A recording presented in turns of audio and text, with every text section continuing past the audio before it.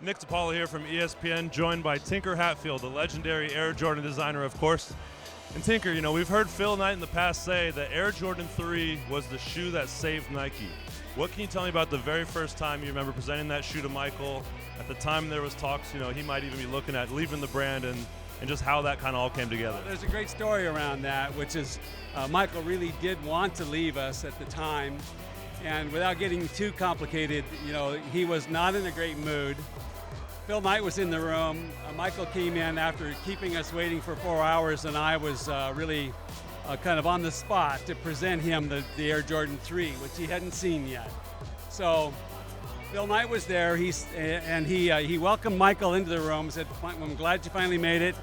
And it was almost like he was, I don't know if he really knew what else to say. He just said, "All right, Tinker, take it over here." And so I presented, and it was kind of fun because he was like in a bad mood, and then 20 minutes later, he had the shoe in his hands, and his love of design and his love of the process that we actually had gone through, you know, with some meetings, it all came back to him, and I think that was a turning point. Let's just put it that way.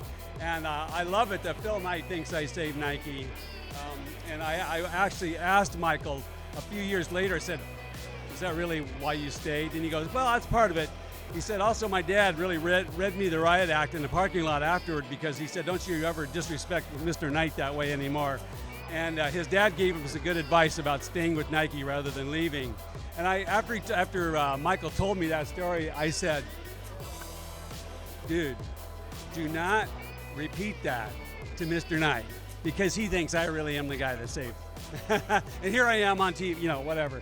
But you know, that's all water under the bridge. No, that's great. And of course, shortly after the launch of the 3 was the '88 dunk contest and the All-Star game.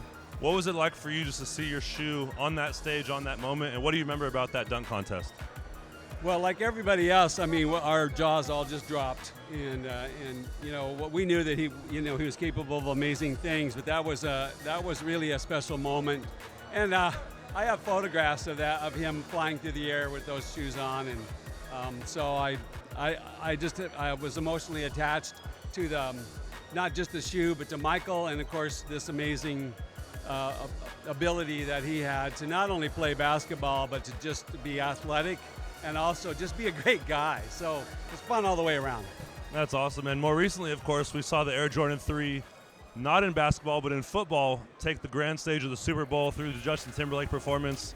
What was it like seeing that shoe come to life, and what was that process working with Timberlake like? Oh, yeah, I was in the room back at the Michael Jordan building on the Nike campus when Justin Timberlake came, and it was really, really fun. I've met him a time or two before, but really we hadn't really drummed up anything, and it was fun because he got to look at all different kinds of shoes that he could have chosen or been part of collaborating on in regard to the Super Bowl performance.